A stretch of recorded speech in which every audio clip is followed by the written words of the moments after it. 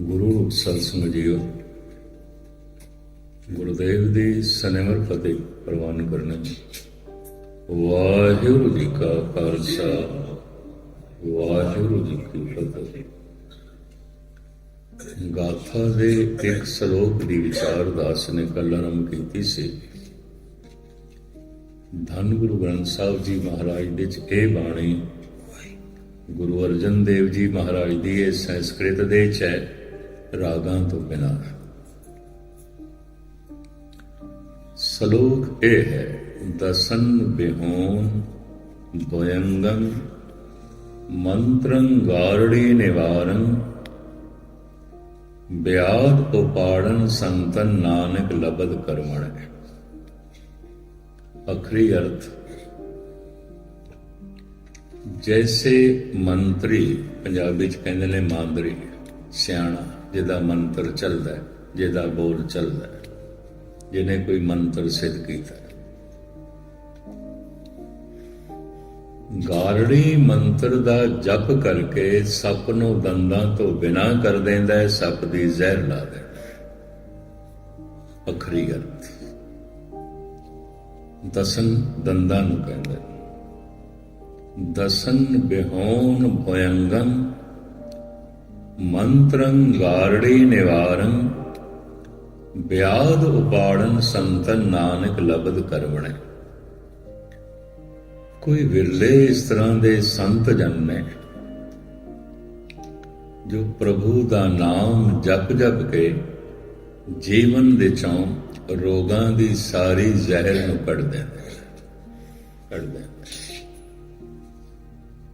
ਇਹ ਅਖਰੀ ਅਰਥ। ਖੁਲਾਸਾ ਆਪ ਜੀ ਦੇ ਸਾਹਮਣੇ ਕਰਾਂ। ਅੱਜ ਤੋਂ ਅੰਦਾਜ਼ਨ 5000 ਸਾਲ ਪਹਿਲੇ ਰੋਗਾਂ ਦਾ ਇਲਾਜ ਮੰਤਰਾਂ ਰਾਹੀਂ ਹੁੰਦਾ ਸੀ। ਦਾੜ ਦੁਖਦਾ ਹੈ, ਮੰਤਰ।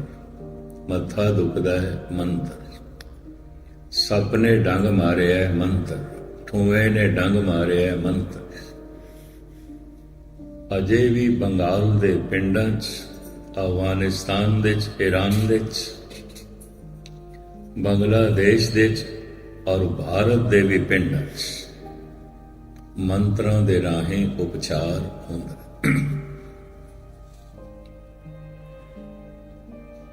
ਮੰਤਰ ਬੋਲ ਨੂੰ ਕਹਿੰਦੇ ਨੇ।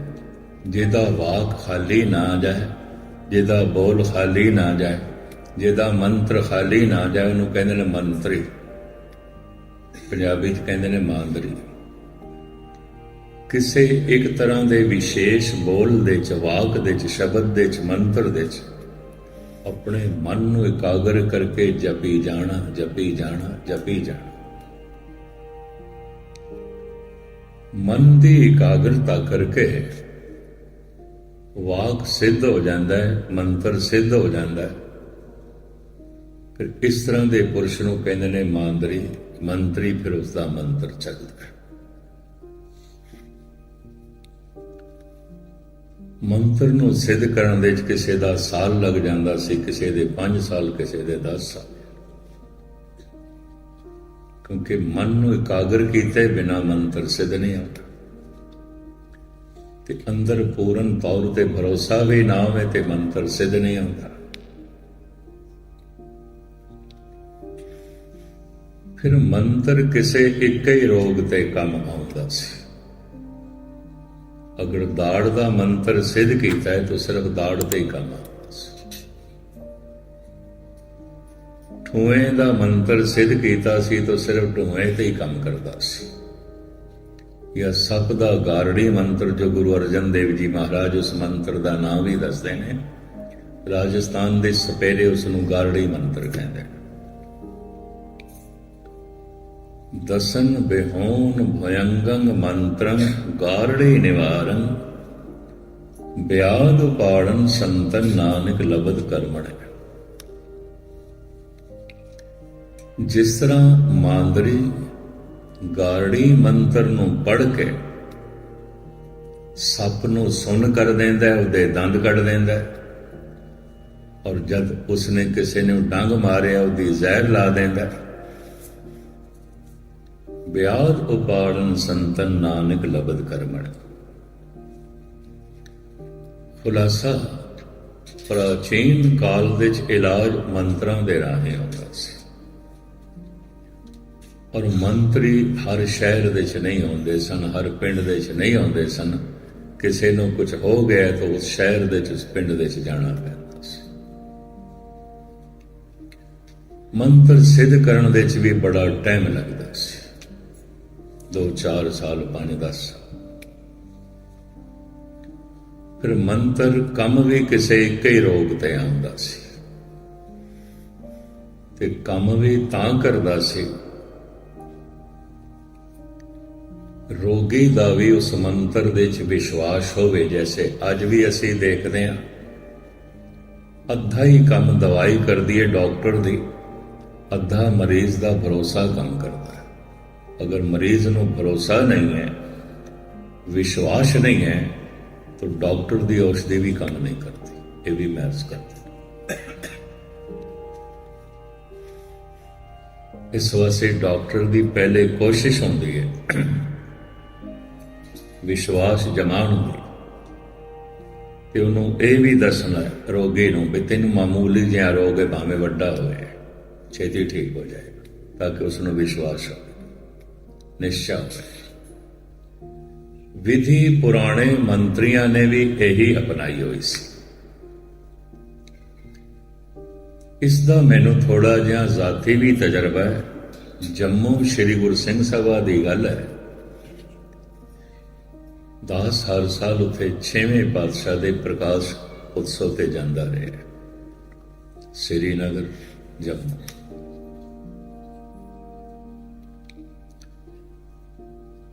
ਮੇਰੀ ਉੱਥੇ ਦਾੜ ਦੁਖਣ ਲੱਗ ਪਈ,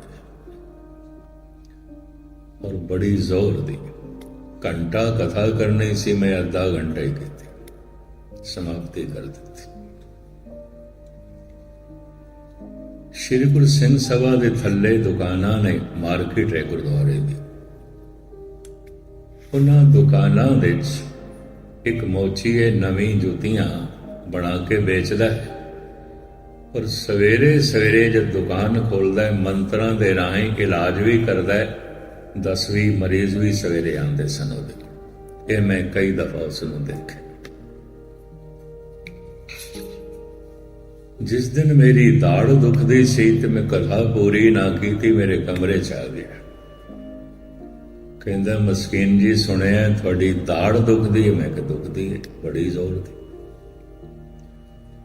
ਮੈਂ ਕਿਹਾ 2-3 ਦਿਨ ਦੀ ਦੁਖ ਰਹੀ ਹੈ, ਪਰ ਅੱਜ ਜ਼ਿਆਦਾ। ਡਾਕਟਰ ਕੋਲ ਗਿਆ ਸੀ, ਕਹਿੰਦਾ ਸੀ ਕੱਢਣੀ ਪੈਣੀ।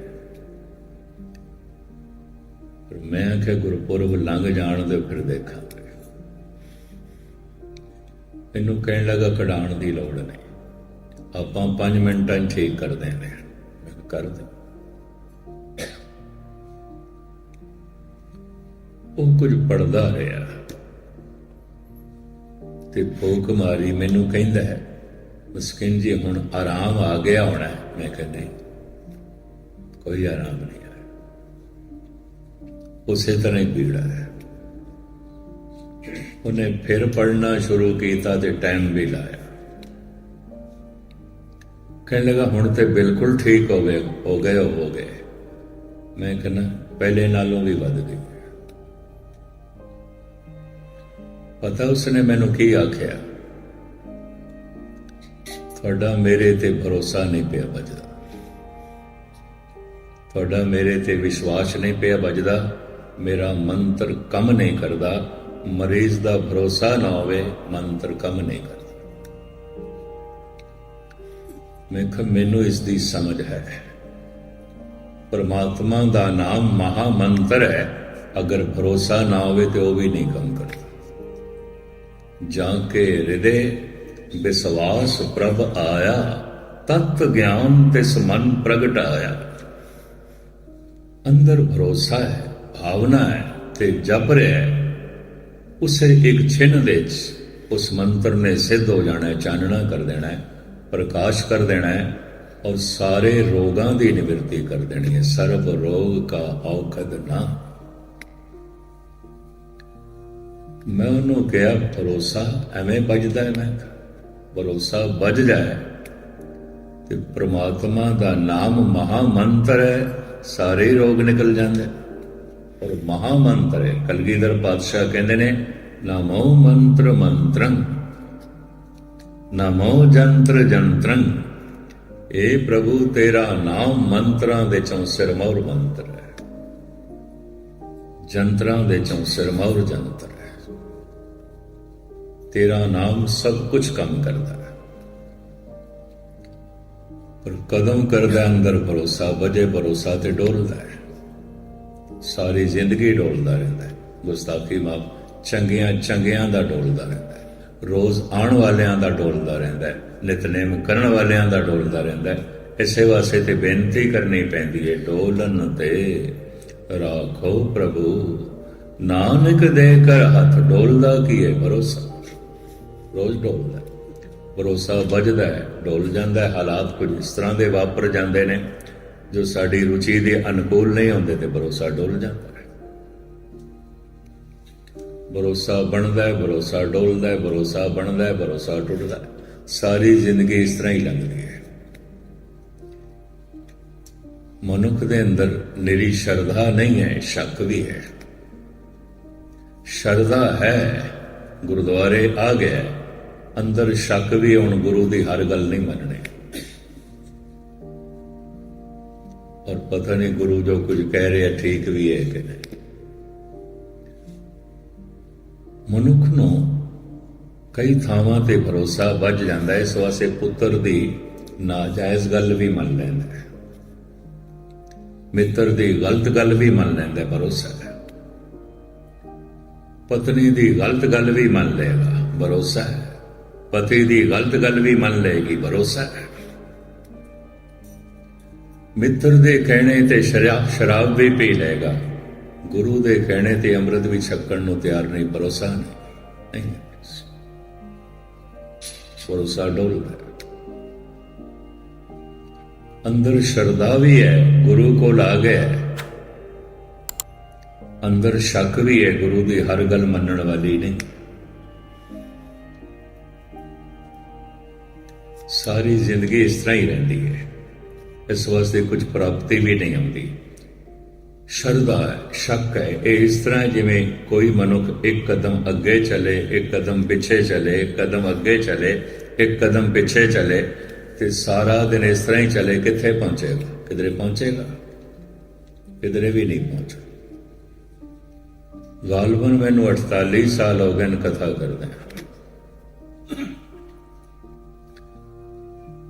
ਭਾਰਤ ਦੇ ਕੁਝ ਸ਼ਹਿਰਾਂ 'ਚ ਮੇਰਾ ਅਜੇ ਤੱਕ ਨਾਗਾ ਨਹੀਂ ਪਿਆ। ਮੈਂ ਹਰ ਸਾਲ ਜਾਂਦਾ, ਬੰਬੇ ਦੇ 'ਚ, ਇੰਦੌਰ ਦੇ 'ਚ, ਕਾਨਪੁਰ ਦੇ 'ਚ, ਲਖਨਊ, ਦਿੱਲੀ ਗੁਰਦੁਆਰਾ ਸੀਸਗੰਜ ਸਾਹਿਬ, ਦਰਬਾਰ ਸਾਹਿਬ, ਅੰਮ੍ਰਿਤਸਰ। 40-45 ਸਾਲ ਜਿਹੜੇ ਬੰਦੇ ਮੈਂ ਦੇਖੇ ਚੜ੍ਹਦੀ ਜਵਾਨੀ 'ਚ ਆਂਦੇ ਸਨ, ਅੱਜ ਬੁੱਢੇ ਹੋ ਗਏ, ਅੱਜ ਵੀ ਉੱਥੇ ਦੇ ਉੱਥੇ ਨੇ, ਮਜਾਲੇ 1 ਇੰਚ ਅੱਗੇ ਚਲੇ ਹੋ। ਉਦੋਂ ਵੀ ਜ਼ਿੰਦਗੀ ਬੇਰਸ ਸੀ, ਅੱਜ ਵੀ ਬੇਰਸ। ਉਦੋਂ ਵੀ ਬੜਾ ਪ੍ਰਬਲ ਲੋਭ ਸੀ, ਅੱਜ ਵੀ ਬੜਾ ਪ੍ਰਬਲ ਲੋਭ। ਉਦੋਂ ਵੀ ਚਿੰਤਾ ਵਿੱਚ ਰਹਿੰਦੇ ਸਨ, ਅੱਜ ਵੀ ਚਿੰਤਾ 'ਚ। ਉਦੋਂ ਵੀ ਵੈਰ ਵਿਰੋਧ ਨਾਲ ਭਰੇ ਹੋਏ ਸਨ, ਅੱਜ ਵੀ ਵੈਰ ਵਿਰੋਧ। ਕੁਛ ਵੀ ਉન્નਤੀ ਨਹੀਂ ਹੋਈ।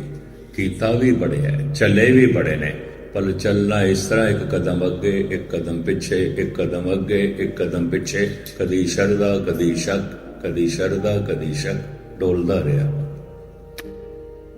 ਡੋਲਨ ਤੇ ਰਾਖੋ ਪ੍ਰਭੂ ਨਾਨਕ ਦੇ ਕਰ ਹੱਥ। ਮੰਤਰਾਂ ਦੇ ਚੋਂ ਸਿਰਮੌਰ ਮੰਤਰ ਹੈ ਪ੍ਰਭੂ ਦਾ ਨਾਮ। ਔਰ ਪ੍ਰਭੂ ਦਾ ਨਾਮ ਜਿਸ ਨੇ ਸਿੱਧ ਕਰ ਲਿਆ, ਜਿਸ ਨੇ ਸਿੱਧ ਕਰ ਲਿਆ, ਉਹਦੀ ਕੀ ਪਹਿਚਾਣ ਹੋਵੇਗੀ? ਜਿਵੇਂ ਭੋਜਨ ਦੀ ਬੁਰਕੀ ਮੂੰਹ 'ਚ ਪਾਈਏ ਤੇ ਜ਼ਬਾਨ ਨੂੰ ਰਸ ਆ ਜਾਂਦਾ ਹੈ। ਅਜੇ ਕੰਠ ਤੋਂ ਥੱਲੇ ਤੇ ਨਹੀਂ ਹੋਈ, ਅਜੇ ਪਚੀ ਤੇ ਨਹੀਂ, ਅਜੇ ਖੂਨ ਤੇ ਨਹੀਂ ਬਣੀ, ਅਜੇ ਸਰੀਰ ਦਾ ਹਿੱਸਾ ਤੇ ਨਹੀਂ ਬਣੀ, ਪਰ ਸਵਾਦ ਆ ਗਿਆ, ਰਸ ਆ ਗਿਆ।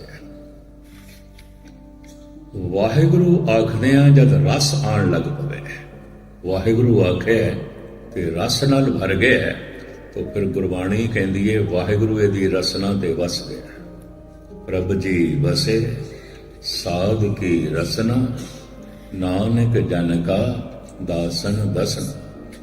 ਪ੍ਰਭੂ ਦਾ ਨਾਮ ਇਹਦੀ ਰਸਨਾ ਤੇ ਵਸ ਗਿਆ।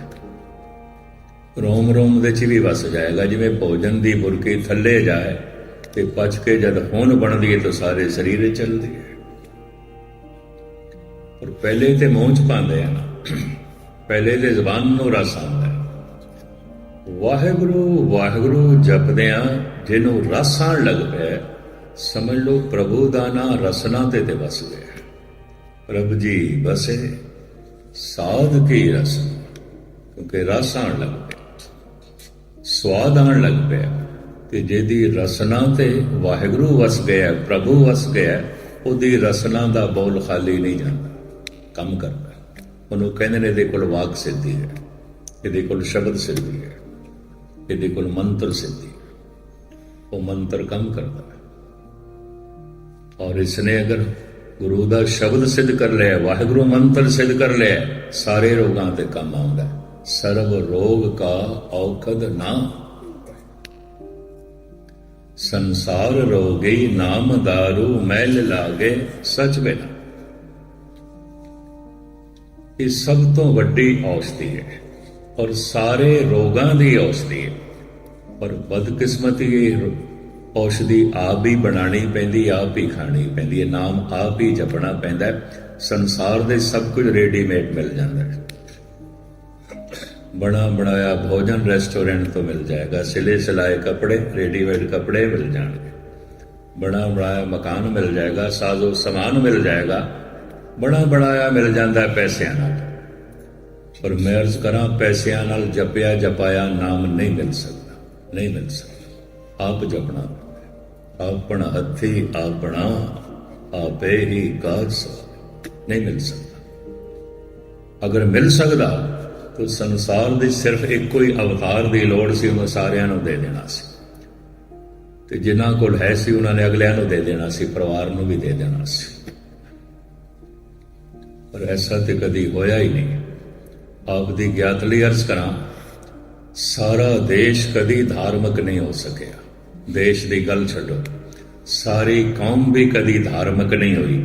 ਕੌਮ ਦੀ ਗੱਲ ਵੀ ਵੱਡੀ ਹੈ, ਸਾਰਾ ਪਰਿਵਾਰ ਵੀ ਕਦੀ ਧਾਰਮਿਕ ਨਹੀਂ ਹੋਇਆ। ਅਵਤਾਰਾਂ ਦਾ ਵੀ ਪੂਰਾ ਪਰਿਵਾਰ ਧਾਰਮਿਕ ਨਹੀਂ ਸੀ। ਦੋ ਚਾਰ ਮੈਂ ਉਦਾਹਰਣ ਦਿਆਂ। ਪ੍ਰਹਿਲਾਦ ਧਾਰਮਿਕ ਹੈ, ਉਹਦਾ ਪਿਤਾ ਧਾਰਮਿਕ ਬਿਲਕੁਲ ਨਹੀਂ, ਉਹ ਤੇ ਦੁਸ਼ਟ ਹੈ, ਉਹ ਤੇ ਵੈਰੀ ਹੈ। ਧੰਨ ਗੁਰੂ ਰਾਮਦਾਸ ਜੀ ਮਹਾਰਾਜ, ਗੁਰੂ ਨਾਨਕ ਦੀ ਗੱਦੀ ਦੇ ਵਾਰਿਸ ਨੇ, ਚੌਥੇ ਗੁਰੂ ਨਾਨਕ। ਉਹਨਾਂ ਦਾ ਲੜਕਾ ਪ੍ਰਿਥੀ ਚੰਦ ਵੱਡਾ ਸਾਰੀ ਜ਼ਿੰਦਗੀ ਪਹਿਲੇ ਗੁਰੂ ਰਾਮਦਾਸ ਜੀ ਨਾਲ ਝਗੜਦਾ ਰਿਹਾ, ਫਿਰ ਗੁਰੂ ਅਰਜਨ ਦੇਵ ਜੀ ਨਾਲ ਝਗੜਦਾ। ਧੰਨ ਗੁਰੂ ਰਾਮਦਾਸ ਜੀ ਮਹਾਰਾਜ ਨੂੰ ਕਹਿਣਾ ਵੀ ਪਿਆ, ਕਾਹੇ ਭੂਤ ਝਗੜਤ ਹੋ ਸੰਗ ਬਾਪ। ਪੰਕਤੀ ਹੈ, ਕਾਹੇ ਭੂਤ ਝਗੜਤ ਹੋ ਸੰਗ ਬਾਪ, ਜਿਨਕੇ ਜਨੇ ਬਡੇਰੇ ਤੁਮ ਹੋ ਤਿਨ ਸੋ ਝਗੜਤ ਪਾਪ। ਤੇ ਪਾਪ ਕਰਨਾ ਕਿਉਂ ਕਰਨਾ? ਪਿਓ ਨਾਲ ਝਗੜਨਾ ਹੈ। ਪਿਤਾ ਵਕਤ ਦਾ ਅਵਤਾਰ ਹੈ, ਇਹ ਵੱਡਾ ਸਾਹਿਬਜ਼ਾਦਾ ਕੁਛ ਵੀ ਨਹੀਂ। ਇਹ ਵੀ ਮੈਂ ਅਰਜ਼ ਕਰਦੇ, ਰਾਮ ਵਕਤ ਦੇ ਅਵਤਾਰ ਨੇ, ਉਹਨਾਂ ਦੀ ਮਤਰੇਈ ਮਾਂ ਕਹਿ ਕਈ ਕੁਛ ਵੀ ਨਹੀਂ। ਉਹਨੇ ਤੇ 14 ਸਾਲ ਦਾ ਬਨਵਾਸ ਦੇ ਦਿੱਤਾ। ਸ੍ਰੀ ਕ੍ਰਿਸ਼ਨ ਵਕਤ ਦੇ ਅਵਤਾਰੀ ਪੁਰਸ਼ ਨੇ, ਉਹਨਾਂ ਦਾ ਮਾਮਾ ਕੰਸ ਉਹਨਾਂ ਦੀ ਜਾਨ ਦਾ ਵੈਰੀ ਹੈ। ਅਵਤਾਰਾਂ ਦਾ ਵੀ ਸਾਰਾ ਪਰਿਵਾਰ ਧਾਰਮਿਕ ਨਹੀਂ ਹੋਇਆ, ਕਦੀ ਨਹੀਂ ਹੋਇਆ।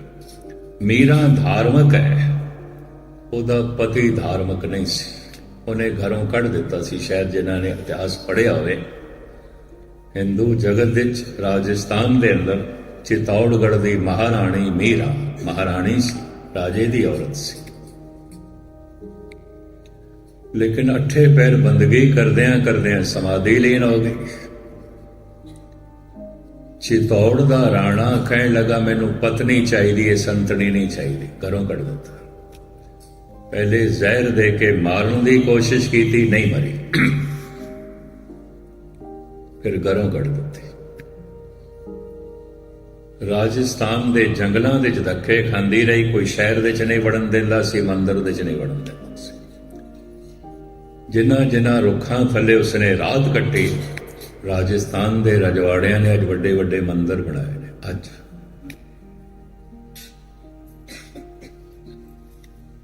ਮੀਰਾ ਧਾਰਮਿਕ ਹੈ, ਉਹਦਾ ਪਤੀ ਧਾਰਮਿਕ ਨਹੀਂ ਹੈ। ਤ੍ਰਿਲੋਚਨ ਧਾਰਮਿਕ ਹੈ, ਉਹਦੀ ਪਤਨੀ ਧਾਰਮਿਕ ਨਹੀਂ ਹੈ। ਤੁਸੀਂ ਗੁਰੂ ਗ੍ਰੰਥ ਸਾਹਿਬ ਜੀ ਮਹਾਰਾਜ ਦੇ ਤ੍ਰਿਲੋਚਨ ਦੇ ਬੋਲ ਪੜ੍ਹ ਲਓ। ਉਹ ਅੰਮ੍ਰਿਤ ਵੇਲੇ ਉੱਠ ਕੇ ਪ੍ਰਭੂ ਦਾ ਭਜਨ ਕਰਦਾ ਹੈ। ਸਤਸੰਗੀ ਆ ਜਾਂਦੇ ਨੇ, ਉਹਦੇ ਕੋਲ ਬੈਠਦੇ ਨੇ, ਤੇ ਅੰਮ੍ਰਿਤ ਵੇਲੇ ਉੱਠ ਕੇ ਹੀ ਉਹਦੀ ਪਤਨੀ ਸਤਸੰਗੀਆਂ ਨੂੰ, ਤ੍ਰਿਲੋਚਨ ਨੂੰ ਤੇ ਪਰਮਾਤਮਾ ਨੂੰ ਗਾਲਾਂ ਕੱਢਣੀ ਸ਼ੁਰੂ ਕਰਦੀ ਹੈ।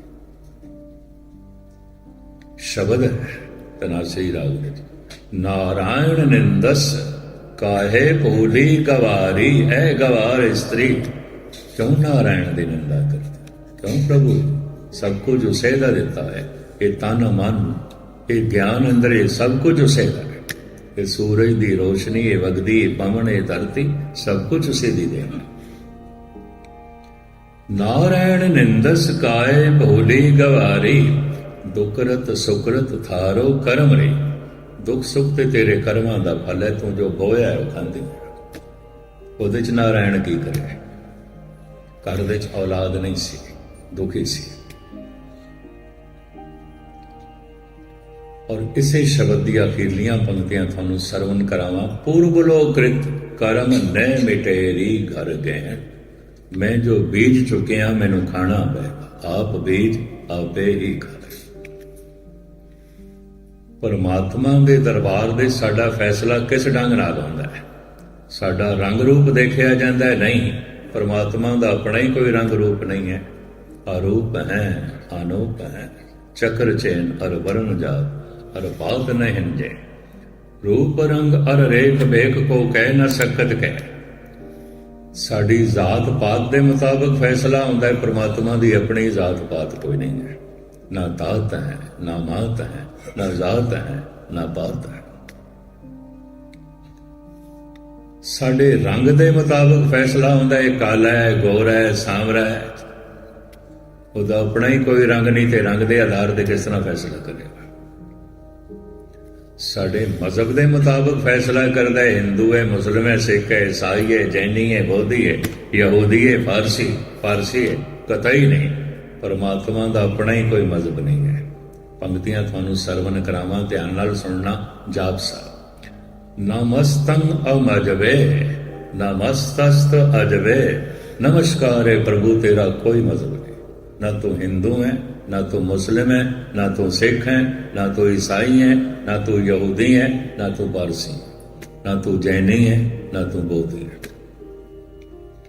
ਜਿਹਦਾ ਆਪਣਾ ਹੀ ਕੋਈ ਮਜ਼ਹਬ ਨਹੀਂ। ਮਜ਼ਹਬ ਤੇ ਇੱਕ ਰਸਤਾ ਹੁੰਦਾ ਹੈ। ਮਜ਼ਹਬ ਨੂੰ ਸੰਸਕ੍ਰਿਤ ਦੇ ਵਿੱਚ ਪੰਥ ਕਹਿੰਦੇ ਨੇ। ਪੰਥ, ਰਸਤਾ। ਪੰਥ ਦੇ ਅਖਰੀ ਅਰਥ ਨੇ ਰਸਤਾ, ਤੇ ਜਿਹੜਾ ਪੰਥ ਤੇ ਚੱਲੇ ਉਹਨੂੰ ਪੰਥੀ ਕਹਿੰਦੇ ਨੇ। ਤੇ ਜਿਹੜਾ ਪੰਥ ਧਰਮ ਨਾਲ ਸੰਬੰਧਿਤ ਹੋਵੇ ਉਹਨੂੰ ਕਹਿੰਦੇ ਨੇ ਧਰਮ ਪੰਥ। तो इस्लाम एक पंथ है, हिंदू एक पंथ है, जैन एक पंथ है, बौद्ध एक पंथ है, ईसाईयत एक पंथ है, सिख एक पंथ है। ਵੱਖ-ਵੱਖ ਰਸਤਿਆਂ ਤੋਂ ਦਰਿਆ ਸਾਗਰ ਤੱਕ ਪਹੁੰਚਦੇ ਨੇ, ਵੱਖ-ਵੱਖ ਰਸਤਿਆਂ ਤੋਂ ਮਨੁੱਖ ਪਰਮਾਤਮਾ ਤੱਕ ਪਹੁੰਚਦੇ ਨੇ। ਪੰਥ ਨੇ, ਰਸਤੇ ਨੇ। ਪਰਮਾਤਮਾ ਨੇ ਕਿਧਰੇ ਵੀ ਨਹੀਂ ਪਹੁੰਚਣਾ, ਉਹਦਾ ਕੋਈ ਪੰਥ ਨਹੀਂ ਹੈ। ਪਰਮਾਤਮਾ ਤੱਕ ਪਹੁੰਚਣ ਦੇ ਪੰਥ ਨੇ। ਪਰਮਾਤਮਾ ਤੇ ਵਿਆਪਕ ਹੈ, ਐਸਾ ਥੋੜੀ ਇੱਕ ਜਗ੍ਹਾ ਹੈ ਤੇ ਦੂਜੀ ਜਗ੍ਹਾ ਨਹੀਂ, ਉਹ ਤੇ ਵਿਆਪਕ ਹੈ। ਉਹਨੇ ਕਿੱਥੇ ਜਾਣਾ ਹੈ? ਉਸ ਤੋਂ ਬਿਨਾਂ ਤੇ ਹੋਰ ਗੁਜਾਈ ਨਹੀਂ। ਉਹ ਤੇ ਨੈਚਲ ਹੈ, ਟਿਕਿਆ ਹੋਇਆ ਹੈ। ਇਸ ਵਾਸਤੇ ਸਾਹਿਬ ਕਹਿੰਦੇ ਉਹਦਾ ਕੋਈ ਮਜ਼ਹਬ ਨਹੀਂ। ਨਮਸਤੰ ਅਮਜਵੇ, ਨਮਸਤਸਤ ਅਜਵੇ। ਜੇ ਮਜ਼ਹਬ ਦੇ ਆਧਾਰ ਤੇ ਉਹ ਸਾਡਾ ਫੈਸਲਾ ਨਹੀਂ ਕਰਦਾ, ਜ਼ਾਤ ਪਾਤ ਕਰਕੇ, ਰੰਗ ਰੂਪ ਕਰਕੇ, ਵਰਨ ਕਰਕੇ, ਕੌਮ ਕਰਕੇ, ਦੇਸ਼ ਕਰਕੇ, ਭਾਸ਼ਾ ਕਰਕੇ ਜੇ ਸਾਡਾ ਫੈਸਲਾ ਨਹੀਂ ਕਰਦਾ, ਤੋ ਸਾਡੇ ਫੈਸਲੇ ਦਾ ਆਧਾਰ ਕੀ ਹੁੰਦਾ ਹੈ? ਕਿਸ ਬਿਨਾਂ ਤੇ ਸਾਡਾ ਫੈਸਲਾ ਕਰਦਾ ਹੈ? ਗੁਰੂ ਨਾਨਕ ਦੇਵ ਜੀ ਮਹਾਰਾਜ ਕਹਿੰਦੇ ਨੇ, ਕਰਮੇ ਕਰਮੇ ਹੋਏ ਵਿਚਾਰ, ਸੱਚਾ ਆਪ ਸੱਚਾ ਦਰਬਾਰ। ਉਹ ਜੋ ਸੱਚਾ ਹੈ, ਜਿਹਦਾ ਦਰਬਾਰ ਸੱਚਾ ਹੈ, ਉੱਥੇ ਸਿਰਫ ਕਰਮਾਂ ਦੇ ਵਿਚਾਰ ਹੁੰਦੇ, ਸਿਰਫ ਕਰਮ, ਹੋਰ ਕੁਛ ਵੀ ਨਹੀਂ। ਕੀਤਾ ਹੋਇਆ ਕਰਮ ਬੀਜ ਹੈ, ਇਹਨਾਂ ਦਾ ਫਲ ਕੀ ਹੈ? ਦੁੱਖ ਤੇ ਸੁੱਖ। ਮੈਂ ਜ਼ਰੂਰ ਕੋਈ ਐਸਾ ਬੀਜਿਆ ਜੋ ਮੈਂ ਦੁਖੀ ਹਾਂ, ਮੈਂ ਜ਼ਰੂਰ ਕੋਈ ਐਸਾ ਬੀਜਿਆ ਜੋ ਮੈਨੂੰ ਸੁੱਖ ਮਿਲੇ। ਦੁੱਖ ਸੁੱਖ ਫਲ ਹੈ, ਕਰਮ ਬੀਜ ਹੈ। ਆਪ ਬੀਜ ਆਪੇ ਹੀ ਖਾਏ। ਇਸ ਵਾਸਤੇ ਗੁਰੂ ਨਾਨਕ ਦੇਵ ਜੀ ਕਹਿੰਦੇ ਨੇ, ਆਪਣੇ ਦੁੱਖਾਂ ਲਈ ਭੁੱਲ ਕੇ ਵੀ ਕਿਸੇ ਨੂੰ ਦੋਸ਼ੀ ਨਾ ਠਹਿਰਾਏ। ਦੱਦਾ ਦੋਸ ਨ ਦੇਉ, ਕਾਹੂੰ ਦੋਸ ਕਰਮਾ ਆਪਣਿਆ, ਜੋ ਮੈਂ ਕੀਆ ਸੋ ਮੈਂ ਪਾਇਆ, ਦੋਸ ਨ ਦੀਜੇ ਅਵਰ ਜਣਾ।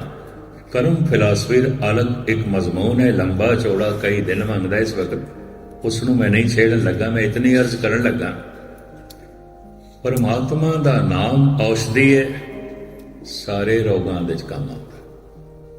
ਪਰ ਇਹ ਔਸ਼ਧੀ ਕਿਸੇ ਮੈਡੀਕਲ ਸਟੋਰ ਤੋਂ ਨਹੀਂ ਲੱਭਣੀ, ਕਿਸੇ ਡਾਕਟਰ ਤੋਂ ਨਹੀਂ ਲੱਭਣੀ, ਆਪ ਬਣਾਣੀ ਪੈਣੀ, ਆਪ ਹੀ ਖਾਣੀ ਪੈਣੀ, ਆਪ ਜਪਣਾ ਪੈਣਾ। ਆਪਣ ਹੱਥੀ ਆਪਣਾ ਆਪੇ ਹੀ ਕਾਜ ਸਵਾਰੀ। ਅੱਜ ਤੱਕ ਮਨੁੱਖ ਦੇ ਸਰੀਰ ਦੇ ਚੋਂ ਰੋਗਾਂ ਨੂੰ ਕੱਢਣ ਵਾਸਤੇ ਬੜੇ ਬੜੇ ਵੈਦ ਰਾਜ ਆਏ, ਸਿਆਣੇ ਆਏ, ਸਰੀਰ ਸ਼ਾਸਤਰੀ ਆਏ। ਮੰਤਰਾਂ ਦੇ ਉਪਚਾਰ ਤੋਂ ਬਾਅਦ ਆਯੁਰਵੇਦ ਆਚਾਰੀ ਆਏ, ਜੜੀ ਬੂਟੀਆਂ ਦੇ ਰਾਹੀਂ ਲੋਕਾਂ ਦਾ ਇਲਾਜ ਕਰਨਾ। ਇਹ ਇਲਾਜ ਵੀ ਬੜਾ ਸਲੋ ਸਪੀਡ ਨਾਲ ਚੱਲਦਾ ਸੀ। ਆਹਿਸਤਾ ਆਹਿਸਤਾ ਮਰੀਜ਼ ਠੀਕ ਹੁੰਦਾ ਤੇ ਸੀ, ਔਰ ਰੋਗ ਵੀ ਜੜੋਂ ਕਿਸੇ ਹੱਦ ਤੱਕ ਕੁਝ ਕੱਟੇ ਜਾਂਦੇ ਸਨ। ਰੋਗ ਆਪਦੀ ਗਿਆਤ ਲਈ ਅਰਜ਼ ਕਰਾਂ, 3 ਤਰ੍ਹਾਂ ਦੇ ਹੁੰਦੇ ਨੇ। ਆਹਾਰਕ ਰੋਗ, ਖਾਣ ਪੀਣ ਦੀ ਬਦਪਰਹੇਜ਼ੀ ਤੋਂ ਕੋਈ ਰੋਗ ਹੋ ਗਿਆ, ਆਹਾਰਕ ਰੋਗ।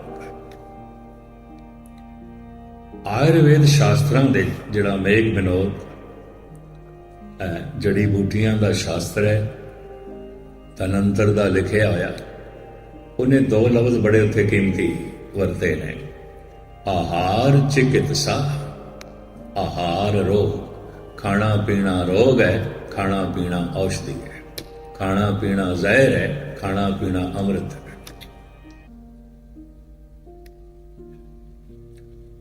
ਆਹਾਰ ਰੋਗ, ਖਾਣਾ ਪੀਣਾ ਰੋਗ ਹੈ।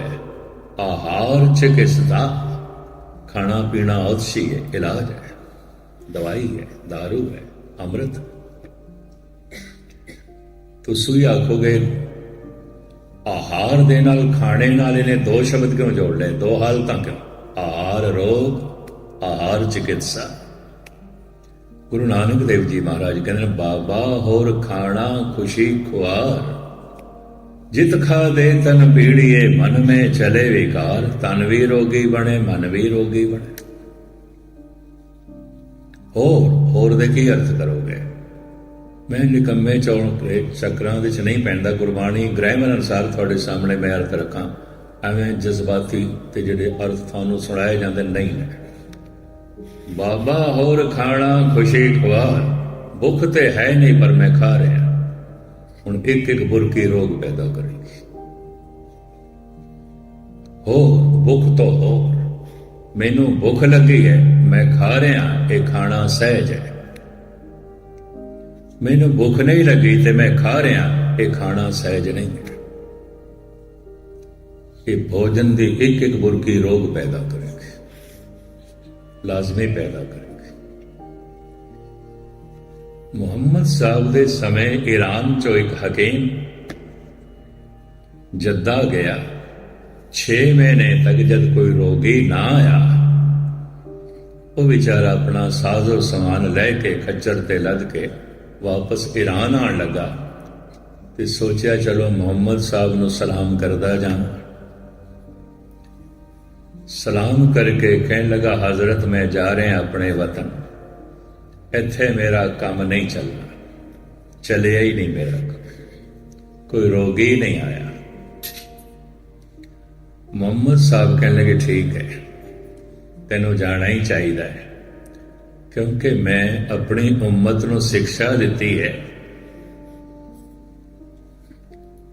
पूरी भुख ना लगी होवे ते रोटी खानी नहीं, एक बुरकी दी भुख रहिंदी होवे ते छोड़ देनी है। रोगी नहीं आएगा, आहारक रोगी नहीं आएगा, ते तू इसे दा ही इलाज कर सकदा है, मानसिक रोग दा नहीं कर सकदा।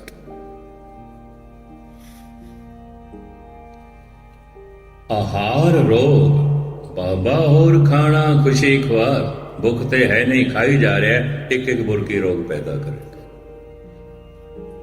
और शरीर दे बैलेंस नूं, संतुलन नूं बिगाड़ के रख देगी।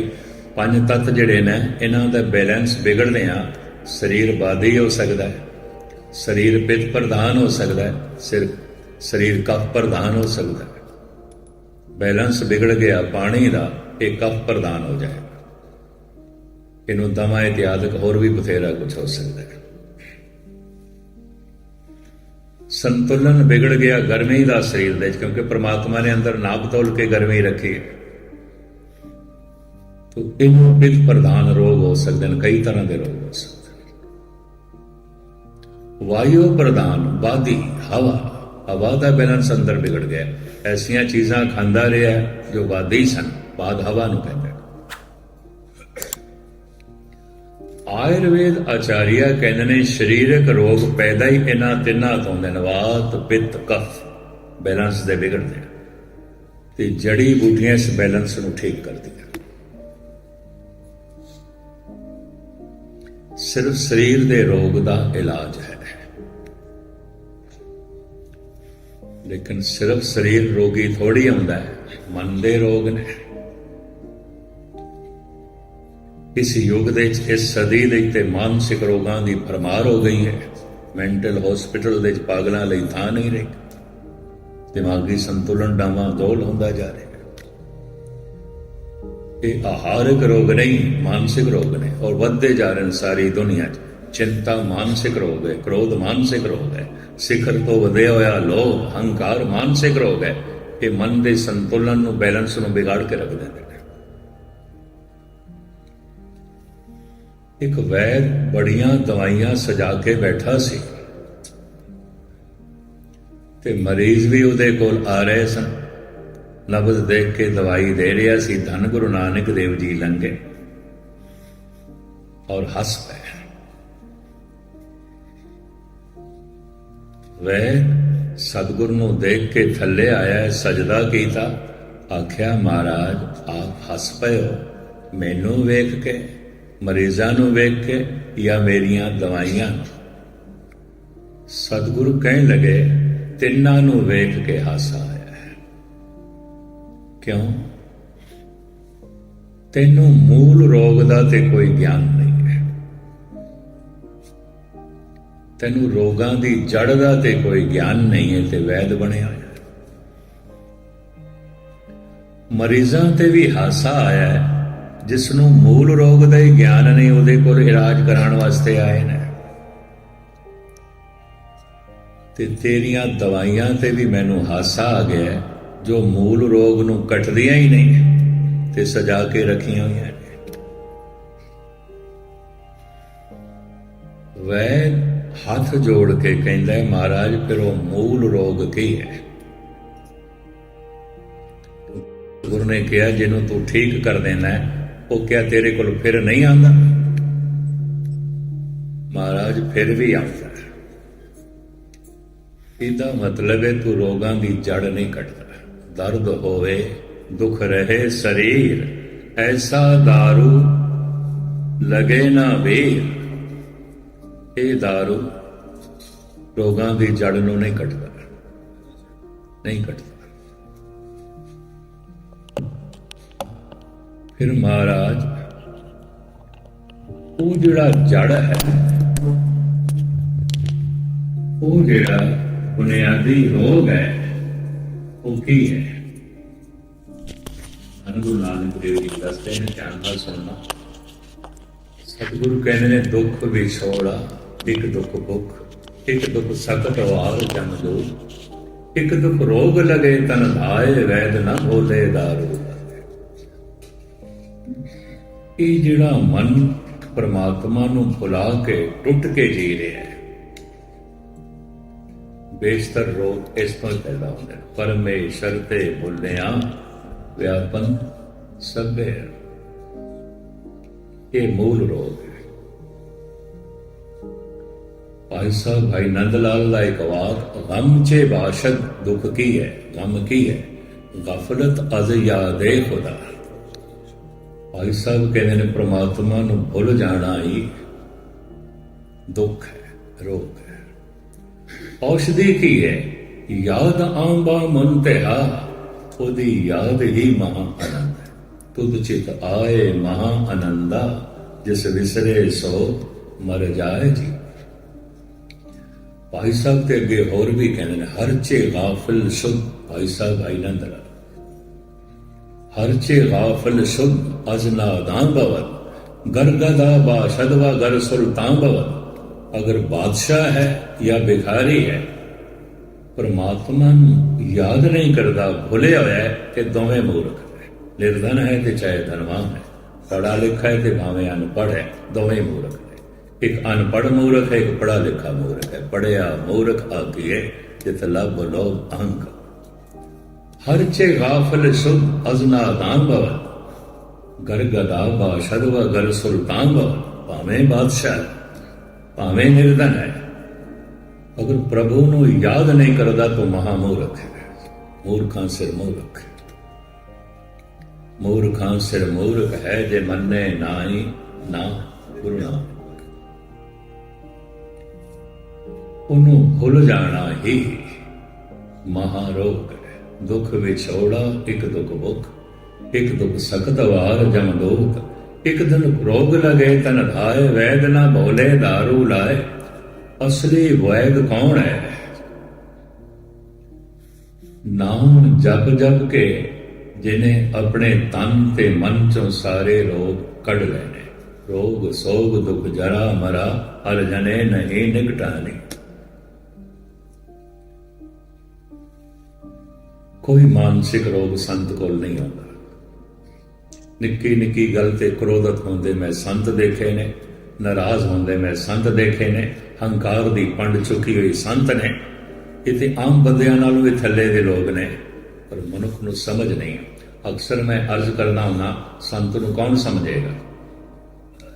ਇੱਕ ਬੱਚੇ ਨੂੰ ਕੀ ਪਤਾ ਜਵਾਨੀ ਕੀ ਹੁੰਦੀ ਹੈ? ਭਾਵੇਂ ਜਵਾਨ ਉਸਦੇ ਸਾਹਮਣੇ ਨੇ, ਭਾਵੇਂ ਪਿਓ ਦਾ ਜਵਾਨ ਹੋਵੇ, ਭਾਵੇਂ ਭਰਾ ਉਸਦਾ ਜਵਾਨ ਹੋਵੇ, ਪਰ ਇੱਕ ਮਾਸੂਮ ਬੱਚੇ ਨੂੰ ਕੀ ਪਤਾ ਜਵਾਨੀ ਕੀ ਹੁੰਦੀ ਹੈ?